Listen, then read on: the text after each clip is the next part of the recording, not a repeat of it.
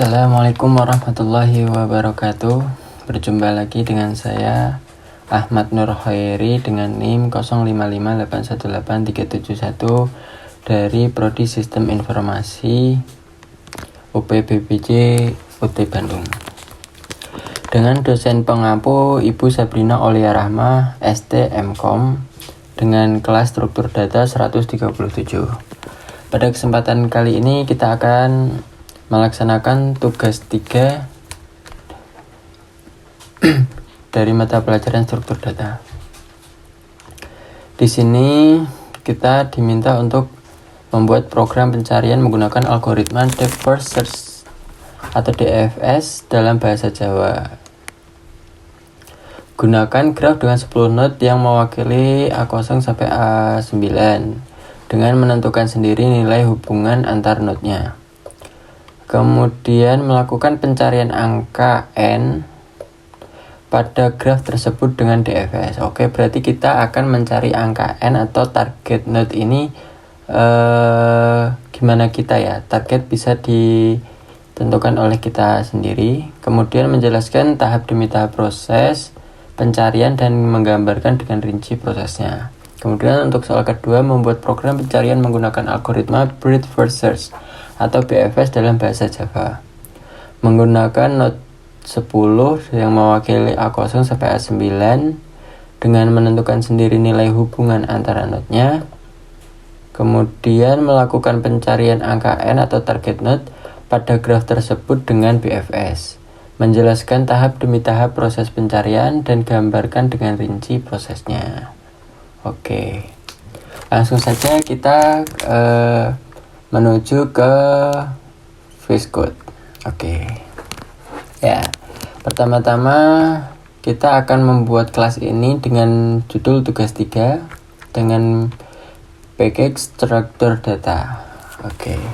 Nah, pada kesempatan kali ini karena kita diminta untuk membuat graf sejumlah 10, maka kita akan menggunakan integer dengan jumlah node sama dengan 10. Nah, kemudian karena untuk penulisan sintak dan program kode ini memakan waktu, mungkin akan saya percepat videonya sehingga ketika penulisan program ini selesai, kita akan menjelaskan di akhir. Oke, stay tune.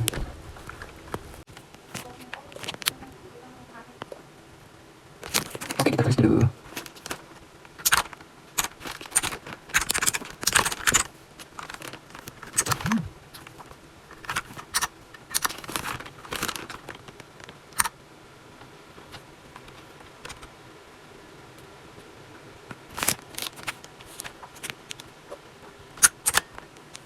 Ya, alhamdulillah penulisan kode program telah selesai. Kemudian saya akan menjelaskan program ini dan bagaimana program ini berproses menghasilkan apa yang kita tulis ini.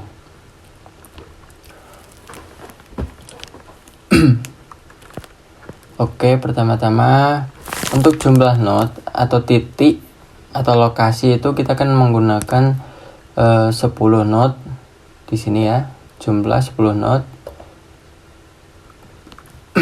Kita masukkan pada integer jumlah node ini. Kemudian untuk menampung graf itu kita akan menampungnya pada linked list integer ini. Nah, dia yang akan menampung si node ini ke 10 node atau 10 lokasi ini dan perulangannya pada for ini. Nah, kemudian bagaimana kita membuat atau membangun hubungan antar node? Nah, di sini karena kita dipersilahkan atau dibebaskan untuk membuat hubungan antar node, maka saya membuat hubungan antara hubungan graf ini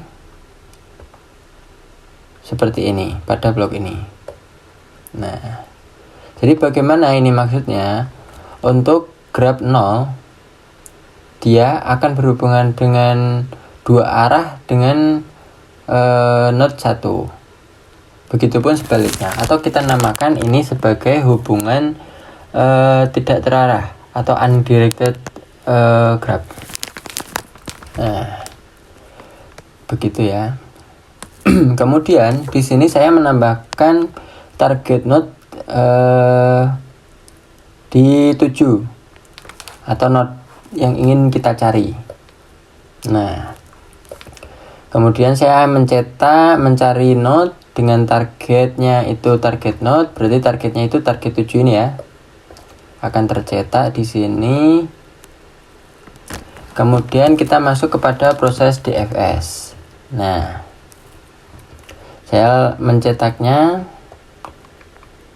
untuk memulai DFS. Kemudian di sini ada perulangan agar tidak terjadi infinite loop atau perulangan yang tidak ada batasannya. Nah, kunci dari DFS ini sendiri, kita bisa mengumpamakan DFS itu seperti seseorang yang dimasukkan ke dalam sebuah labirin. Nah, orang itu ingin melalui labirin itu dengan cara langsung masuk lurus mencari jalan yang ada di depannya, atau langsung menabrak lah gitu. Nah, begitu dia menemukan jalan buntu, dia akan kembali kepada persimpangan terakhir sebelum dia lurus. Kemudian baru dia lanjut memasuki labirin itu semakin dalam. Itulah DFS. Nah, untuk DFS sendiri atau DFS tersendiri, kita menggunakan kunci pada stack. Oke, stack. Nah, stack atau tumpukan ini pada DFS kita akan atau menggunakan seperti tugas 2 kemarin, atau last in first out. Nah, jadi terakhir yang masuk itu adalah yang pertama kali keluar. Seperti ibarat kita menumpuk piring. Nah, jadi ketika kita menumpuk piring, tumpukan piring terakhir itu akan menjadi piring yang pertama kali kita ambil ketika akan menggunakannya. Nah, kemudian bagaimana ketika si program ini menemukan node pertama atau node 0, kemudian itu bukan dari tujuan kita, karena tujuan kita kan target node-nya 7 nih.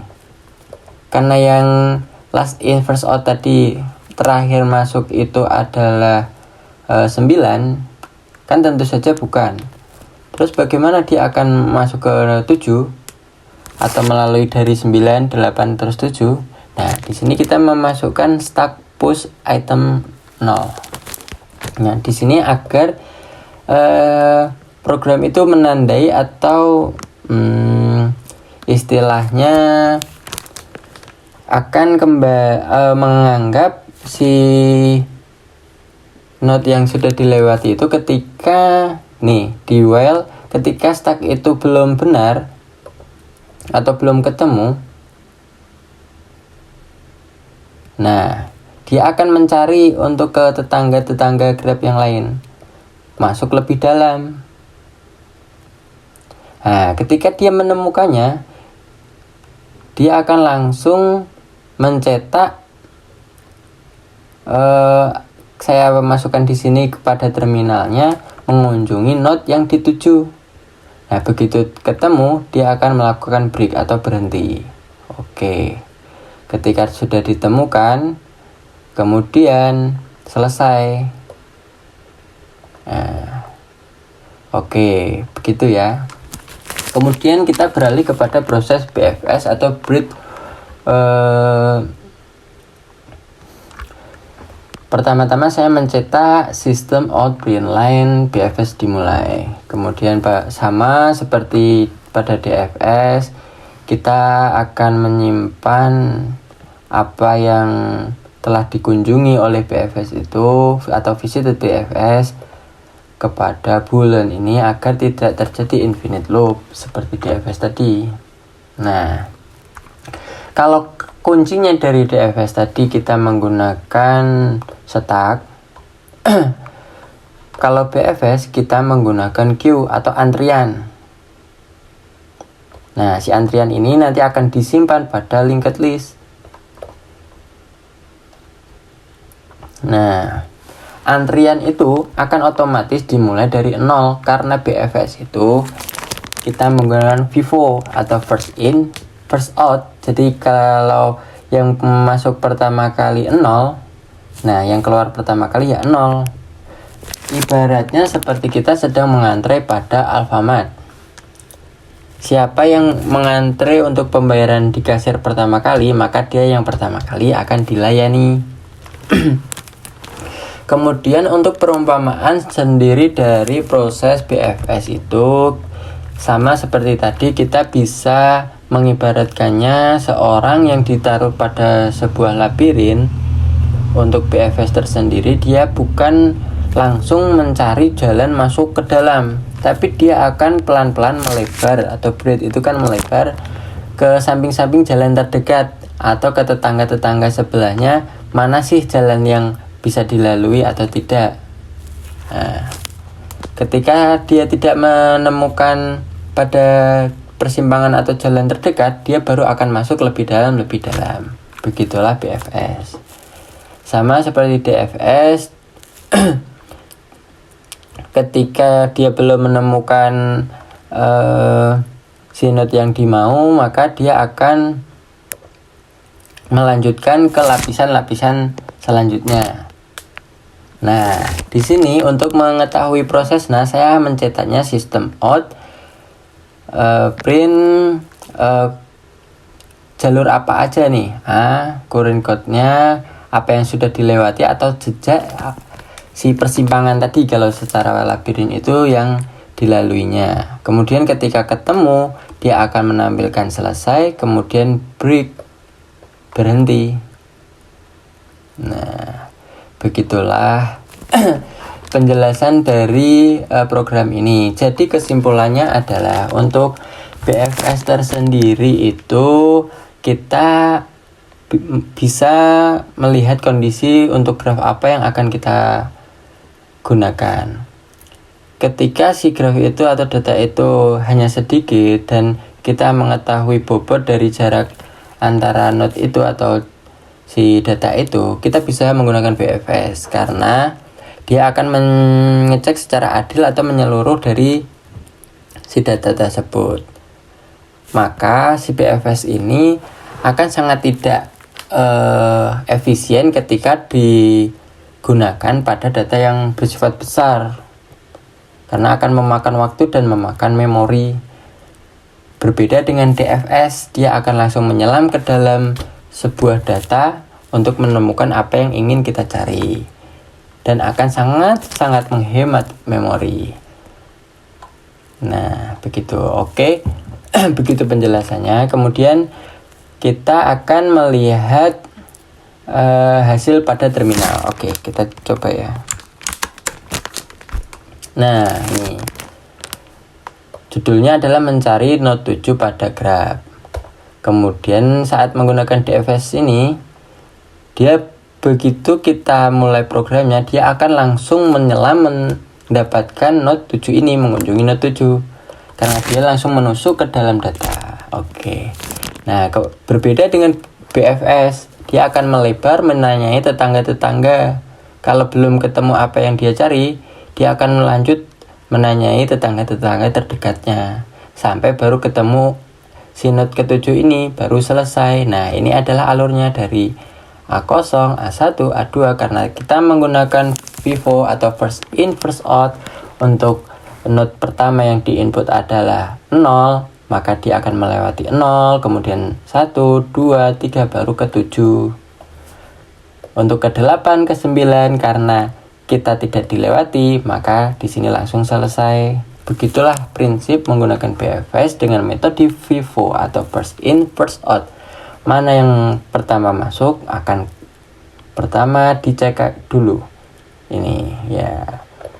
Oke. Mungkin sekian presentasi dari tugas 3 yang telah saya laksanakan hari ini. Kurang lebihnya dalam penyampaian dan pembuatan program saya mohon maaf. Wabillahi taufiq wal hidayah. Wassalamualaikum warahmatullahi wabarakatuh.